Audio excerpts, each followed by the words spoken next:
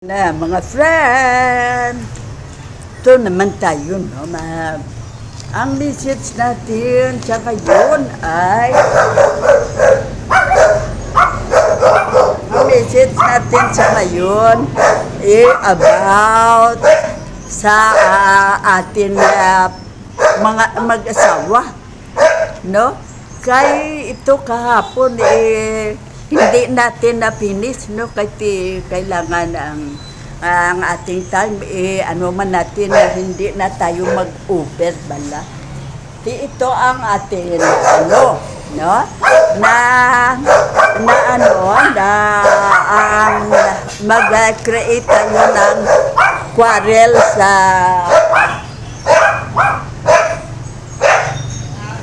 mag-quarrel tayo sa mga mister natin, Mrs. natin, napakalaki ng mawala sa atin, no?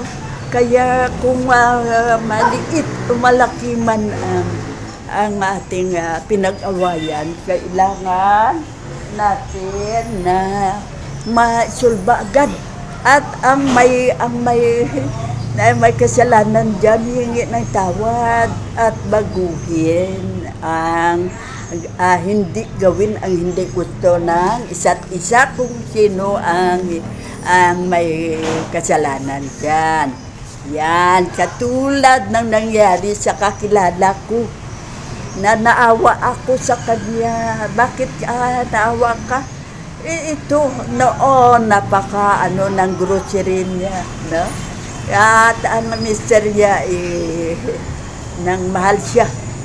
Pero sa behavior na hindi kung kaisa hindi magustuhan ng ating mister, sabi natin kasalanan nila kay number 2 sila na masama yan. Pero tayo din, Mrs. O Mister, ang nag-create ng mga behavior ng ating partner na ganyan. Kaya hindi lang si Mrs. ang may kasalanan dito, kusa si Mr. din na walang ginawa, si Mrs. din, no? Kaya walang ginawa, si Mr. walang ginawa, pero may masamang nangyari. Okay lang yan kung wala tayong anak, kaya pwede tayo maghiwalay at mga kita ng partner na hindi na kayo kasal, kay divorce 300,000. Kaya mahirap kung daw middle class ka lang, mahirap mo makita ang 300,000 para sayangin mo lang sa divorce. Kaya ang gawin natin, atin baguhin ang rakbo ng buhay natin, no? Katulad ng quarrel na yan, na walang kabuluhan yan, no? Kaya ang nag-create na nag-suffer ang kaibigan ko, no? Siya walang trabaho, hindi yan kasama ko sa trabaho, no? Kundi kaibigan sa labas na wala siyang trabaho.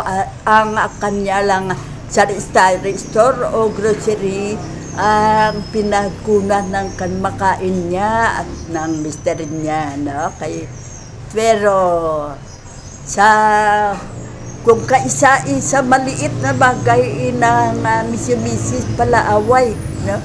Pala daw medyo lahat ng ginawa ni mister ay kasalanan. Kaya ang nangyari si mister na hindi na siya nagustuhan, maski ano yan, hindi na siya ang mister. Ang tao, basta hindi ka mahal at hindi ka nagusto, huwag mong pilitin, kay quarrel lang kayo ng quarrel dyan. Kaya kailangan ang partnerin mo sa buhay, mahal ka at mahal mo rin siya. Kay kung hindi kayo magkatugma, ay yan karoon sa wala yan. Kundi mabuti na lang kung wala kayong anak, ang anak natin ang mag-suffer. Kaya yan ang nangyari sa kaibigan ko. Nakahiya, natawanan ng mga tao. Bakit naman? number 1 ka, galitan ka na number 2, para mahingi ka ng pera para mabili mo lang na makain mo. Naapak-apakan ka daw, hindi ka nirespeto. Ako siguro, sampalin ko siya. Ako ang number 1, number 2 ka lang. Bakit mo ako ganyan? Akin ang grocery. Alis ka dito. Kayo na mister ko. Kaya akin ito. Bakit kaya? Paano apa-api-api sa kanila? Yan ang solusyon natin. Pero sa ngayon, may dagdag. Dagdag tayo na no? Kaya yan, ilan na yan sa mga nasalamuha namin sa mga barangay na ang number 2, ang number 1 pa ang nagpaano sa kanila, napaapi-api para mabigyan ng makain kaya hindi marunong magtrabaho at maghanap na makain. Kaya ano ang gawin natin para tayo hindi ganyan na maghingi at magpaapi-api sa number 2 lang. Number 1 ka, kaya kailangan marunong ka maghanap ng pera. Kaya hindi na natin mabawi si mister, sa kanya na yan. Okay na, basta marunong ka lang maghanap ng pera. Maski katulong ka lang, basta makait ka na tansya at may maslipan ka. Yan ka na lang, yan na lang ang solusyon natin sa problema natin. Ano ang gawin natin para hindi mapunta sa ganyan sitwasyon ang pag Mr. and Mrs. natin na hindi sa walayan mapunta. Ano ang gawin natin? Hindi tayo mag-quarrel, pag-away, no? How not to quarrel at home. Anong gawin natin na hindi tayo mag-quarrel at home? Ano ang gawin natin? Ano ang gawin natin para hindi tayo mag-quarrel at home? Ng peace on home at home, no? Ang number 1 natin, peace on home atmosphere. Ayan. Ang ating ang home ng mga wala pa away, no? Yan ang home and the children, no? Yan ang ating how not to quarrel at home. Peace on ang home atmosphere. At ang number 2 ng harms the children. Na tayo sa mga anak natin. Hasta sila problemado sila. Kay everyday nagkwarrel ang father, mother. Kung pwede lang na sa mga kapatid na mami nila o daddy nila sila matira. Pero may mga anak din. Kaya mahirap, okay na lang sila. Kayong mag-asawa ang mag-solve yan. Kaya kaawa-awa naman ang mga anak natin. Kaya sila ang masaktan. Pagdating ng time na sila mag-asawa, kwarilin din nilang mister nila. Kaya andyan ang example. Noon si mami, ginaaway si daddy. Noon si daddy, ginaaway si mami. Yan ang kung ano ka noon, ganyan ang mga anak mo. Kay model kanila, kung ano ang ginagawa mo, sinunod nila. Kaya kung hindi ka, ang mga gusto na ang mga anak mo palaaway, maski sa school, kay palaaway at sinasampal ang mamiya at sinusuntok. Ganyan din ang gawin na sa mga klasindya. Kay yan ang daddy ko, very brave. Kailangan suntukin ko rin na ang mga kaklase ko para malaman nila na very brave ako. Kaya yan ang akala ng mga anak natin. Pero hindi yan. Yan ay dahil sa nag-away kayo. ng mag-asawa sa maliit naman lang na bagay. Kung pwede, paalisin muna ang mga anak at saka mag-quarrel kayo o mag-away kayo at saka ka-solve na agad kung kung daw ayaw na ayaw na, hindi ko na. Ayaw ko na. Kaya ayaw ko na, hindi na ako sa'yo, huwag mong pilitin. Kaya maski sa pagkain, nangyari yan. Kung hindi mo gusto ang pagkain na ibinigay sa'yo, susuka ka o lulupan ka. Kaya yan ay hindi mo nagustuhan ang iyang taste, no? Kaya yan ang mangyari sa kayong mag-asawa. Kaya yan ang atin example sa mga anak natin. Hindi ang masamang mga ginawa natin, no? Kaya it grapes God, no? So, yes, praise God. Kasi nawa nang ang ating ginawa ay nag-ano tayo sa God. Kasi may 12 10 tayo, no? Na commandments na sundin natin. Nag-ano ka ng masamang salita sa husband mo. Dason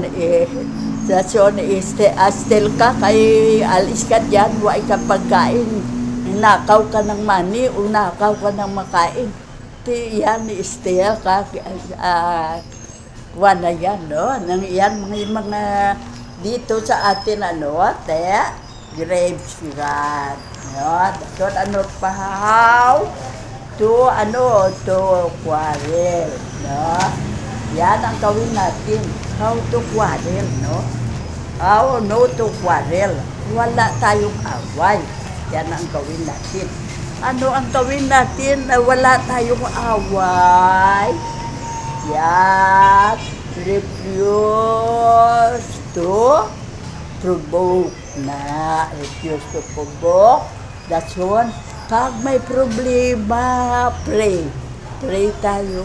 Hingi tayo ng tulong sa Father, o Lord Jesus, na sana ma-solve na ang problema namin, Mister.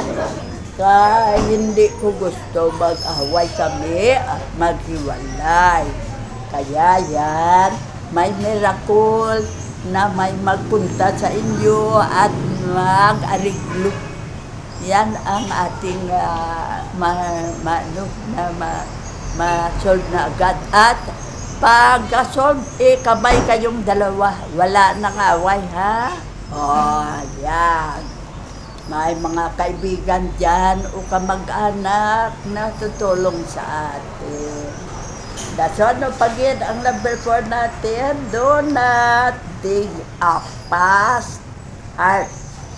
Yan. Ang mga kasalanan ni Mister, noon, palmo ako. Ngayon, may number 2 ka na. Yan ang no? Yan ang ni Mrs. Kaya yan ang ang past kayo noon. Ngayon wala na siyang number 2. Huwag nang huwag nang ungkatin, no, ang mga nakaraan ginawa yan. Kung pala nightclub pala sabong o wala dyan, huwag nang isali sa atin ng mga away na sa ngayon. Kung anong pinag-awayan natin kung dahil sa money. Sabi mo kada salary mo, bigyan mo ako ng allowance para sa pagkain at sa baon ng mga anak mo. Ito, 5,000 bigyan mo ako, 3,000 bigyan mo ako. Ano ang gusto mo? Sabi mo, pero wag isali ang nakaraan. Ay, hindi na yan masolve. Kag hindi na yan maibalik. Kung noon 10,000 ang allowance mo dyan. nagliit na kay ti gamadyong ka. Ti yan ay yang hindi yan ang pas. Kundi baguhin mo, hindi na malaro ko na noon. Bahay na lang atindirin mo. Kaya yan ang schedule mo ang nakalaan na kwan mo ang ating mister maghanap ng pera para makakain tayo 3 times a day. At may baon ang anak at may bayad sa school. At kung may magkasakit, siya na obligasyon niya yan. Pero ang sa bahay atin na mga misis, no? Obligasyon natin yan, mag-prepare na makain ng Mr. and Mrs. At i-budget ang binigay ni Mr. para sa pagkain na mapainsakto mo at walang away, no? Kaya, kung hindi mo nagustuhan sa kanya, isabi mo, huwag mong simangot ka lang na simangot. Kaya, masama ang isipan mo. Pero kayo hindi niya alam, wala naman siya pakialam. Hindi ko alam na bakit siya nagalit sa akin. Ipaalam mo kung anong hindi mo gusto na ginagawa niya. Nga every morning na lang siya umuwi sa'yo, sabi mo na hindi ko nagustuhan, perwisyo ka sa akin na ganyan na katulong na ako, obligado pa ako sa'yo. Kaya yan ang gawin natin, no? Yes. Kaya pa ang kuwan natin, no?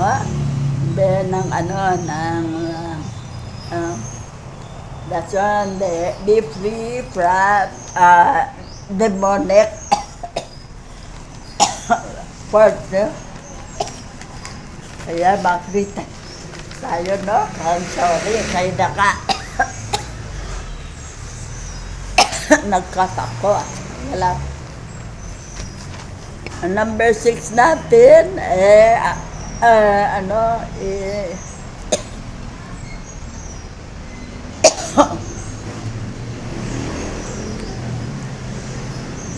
accept your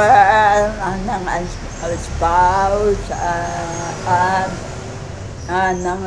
i-accept mo ang spouse mo.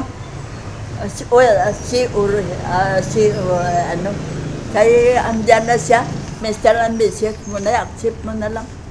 Wala ka na magawa, kundi servisyohan mo siya at gawin mo ang obligasyon mo sa kanya. At kay Mr. naman, obligahan naman ang para sa ng makain ng mga asawa at mga anak. Kaya yan ang ating gawin, ang ating obligasyon. Huwag siya kay Mrs. Biyaan mo na lang, kayo hindi man siya nagreklamo na siya lang ang nagasto sa bahay, ako free. Hindi pwede. Kaya magkatulad kayo ng obligasyon at isa sa iyo na na-assign yan, ikaw na yung magbigay ng pera para magamit siya. Maski may trabaho siya, mag-share ka. Kayong mag-asawa, nagsabi ang mga priest at mga pastor, sa hirap at kinhawa, sama-sama kayo, tulong-tulong kayo. Kaya gawin natin yan. Obligasyon natin yan. Yan sabi ng God sa atin na Lord Jesus. At God the Father o Lord Jesus sa atin. Kaya i-apply natin sa ating buhay. Yan. Kaya pa?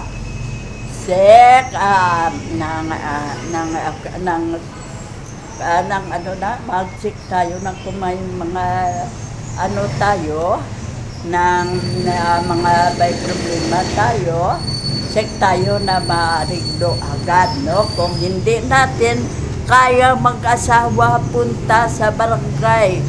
Kaya doon ang barangay captain ang mag-advise sa inyo at mag-analisa kung sino ang may kasalanan at anong obligasyon na hindi mo sinunod.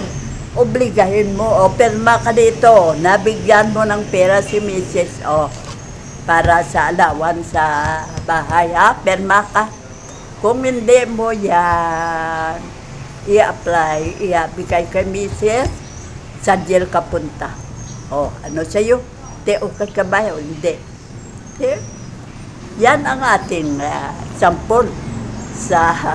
Kaya sa konting hindi naman ma-jail yan. Mga mag-asawa na money man lang, masolve na yan sa agad, no? Si Mr. Hindi naman siguro madamot kasi obligasyon niya ng misis yan na, mga anak yan na.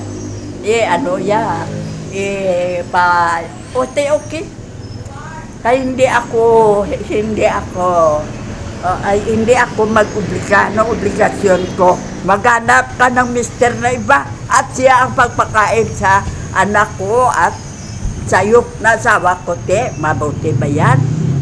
Sa akala mo, hindi katawanan ng tao. Kaya hindi mo nag-asawa ka pala, hindi mo kayang pakainin, hindi mo bayad service work.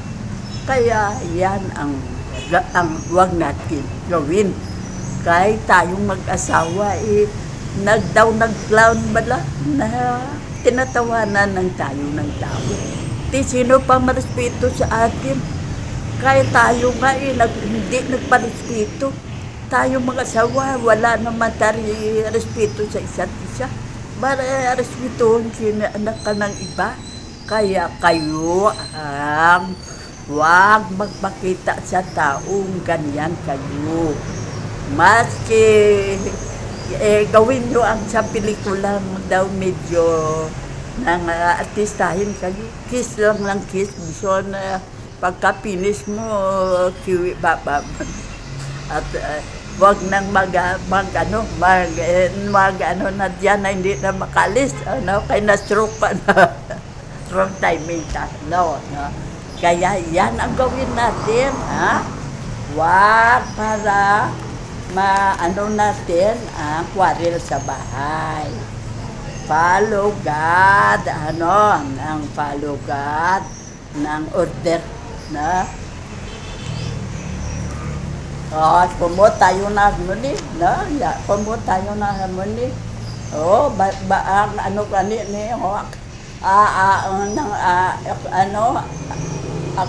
Apply your spouse, occupy, atenderon siya. Budget your money. Seek counsel. Kung sa barangay tayo, turo tayo sa mga barangay captain dyan, how to promote harmony. Yan ang pag-aralan kung paano natin magmahalan tayo. No? Kayong mag-asawa, magmahalan. Hindi mag-away, bala always na wala nang may flying kiss, wala na, no? Wala nang kiss. Flying kiss, wala na. Hindi ko yan. Sa'yo na lang ang flying kiss mo, hindi ko yan tanggapin. Yan ang mangyari. Ano pa ang patunguhan dyan? Kundi maghiwalay tayo. Kaya huwag natin antayin na ganyan ang mangyari. Ang lahat ng obligasyon at pagmamahal i-apply sa buhay natin. Kaya hindi lang tayo ang magdusa, kundi ang mga anak natin. Budget your money, budget your money, how to promote harmony and follow leads order, no? Si Mr. Abi, follow leads order. Kasi si Sir ang ating leader dito sa bahay. Kung ano ang gusto niya, sundin natin. Kung kung medyo hindi maganda perwisyo sa atin na tayo ang ireklamo mo sa kanya, hindi ko ito gusto. Ito ito ang gawin natin. Ito. Yan. Hindi, para siya ang sabi ko noon, regulation, yan ay magkamali ako, no? Pero sa bahay kanyan, ang atin, may patakaran tayo na sundin natin ang gusto ni Mr. Sundin natin ang gusto ni Mrs. Katulad ng money, no? Na ang money para sa ating pagkain, mga anak, ito para sa iyo kung ano gusto mong bilhin. Yan ang sundin natin. Huwag natin yang abusahin na ang mga para sa anak, para sa anak natin sa pagkain, igastos mo pa sa sarili mo at manghingi ka sa mister mo, awayan. Dahil may budget na para sa iyo. Kaya yan ang atin gawin, no? Kaya yan ang to promote harmony, no? Promote harmony, follow God order, Mr. at Mrs. That's all. Be open to each other. Yan ang pinaka-the best. Now, open each other. Na kung ano hindi mo nagustuhan kay Mr., isabi mo na agad. Huwag mong 1 year na hindi mo sinabi. Hala ka lang away na away sa kanya na hindi niya alam kung anong kasalanan niya. Tayo ang may kasalanan, Mrs. Tayo ang may kasalanan dyan. Kaya sinarili mo lang ang sama ng loob mo na hindi mo sinabi kay Mr. Kaya hindi yan nakoreksyonan. Kaya kailangan mo yan isabi. Katulad ng always yang nakauwi 1 o'clock o 11 o'clock.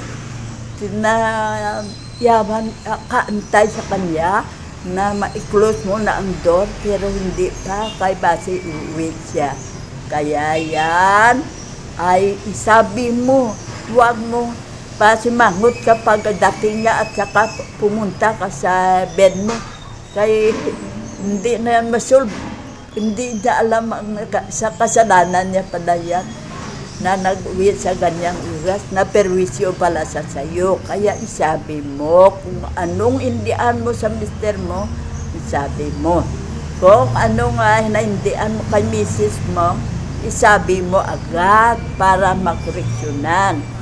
Kung hindi sa magkoreksyon, dyan na siguro ang desisyon, barangay captain na tayo punta. Kung hiwalay tayo o kung sisige pa tayo, kung gusto mong tayo pa rin, sundin mo ito. Sabi ng barangay captain, ito ang gusto ng misis, ano sa'yo, mister, sundin mo ba ito? O kung hiwalay ka. Yan, napakadali ng solusyon. Punta lang sa barangay, kaya yan ang napaka-depend. Madali lang. I'll appreciate each other. Yan. Mahalin ang isa't isa. Maski masama ang loob, mag-kiss tayo. Kaya obligasyon natin yan. Ang mahalin ng mister natin. Kaya siya naghanap ng magmahal sa kanya. Kaya hindi mo siya pinakitang mahal mo siya. Sige, kiss. Basti may sama ka ng loob sa kanya. Kaya, ang baka the best, isabi mo kung ano ang sama ng loob mo para hindi mo ipagdamot ang pag-kiss niya sa'yo. Nang ng lips siya mag-kiss sa face mo, mo na, atras mo na agad o ilayo mo na agad. Kaya may galit siya sa kanya. Kaya ang the best na solusyon natin, kung anong kasalanan ng isa't isa, isabi na agad. At magsuri kung sino ang may kasalanan para maganda ang samahan. Yan ang solusyon natin.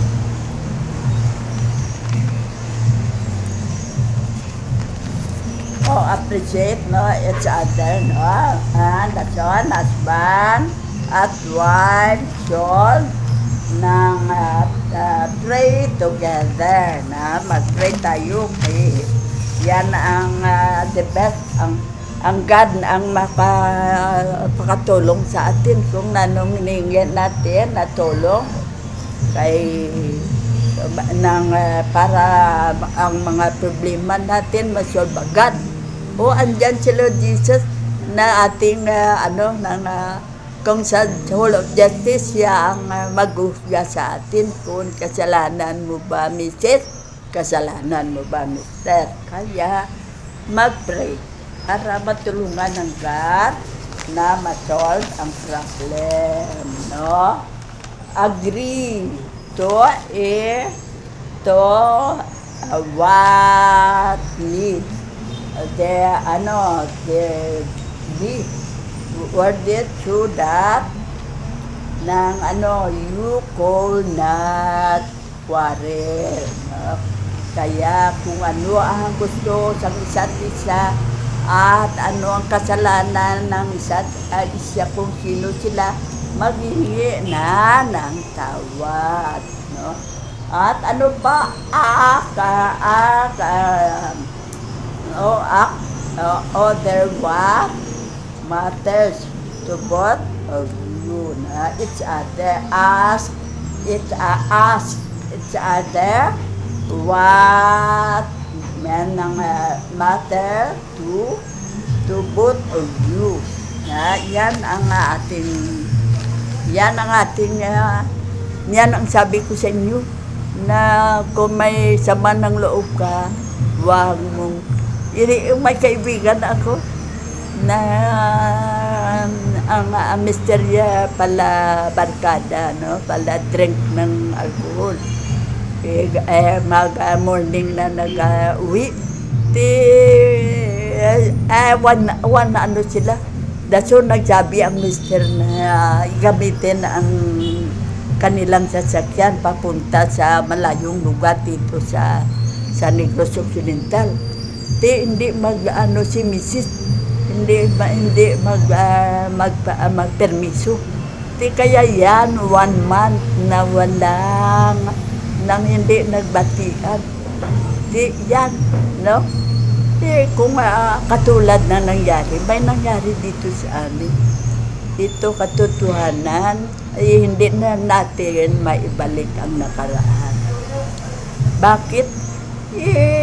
Yan si Mr. Aywan ko sa sabong kung sa na magana nakauwi. Si Mrs. Andyan sa room nila, si Mr. may room man to sa ilalim na may guro nagkuhan sabong. Kay may mga fighting cock, doon siya yan nag-sleep. Namala sila. Bakit namala? Nag-wrong timing. Doon inatake sa heart attack. Si Mr. o kung na-stroke o kung basta si heart attack at namatay agad. Kaya ang pagsisisi ni Mr. sobrang-sobra. Kaya hindi yan napatawad si Mr.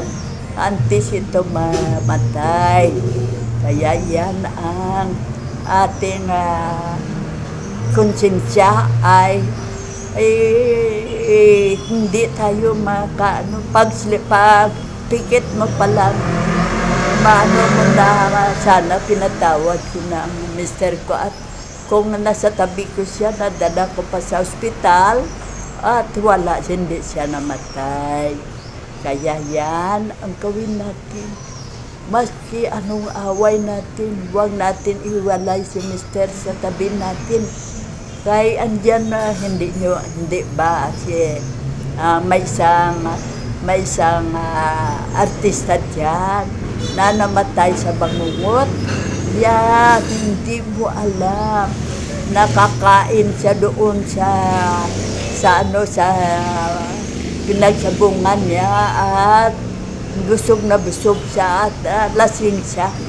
Di pagdating dyan sa inyong sa bed niyo, nabangungot siya pagka morning, wala na, namatay na siya.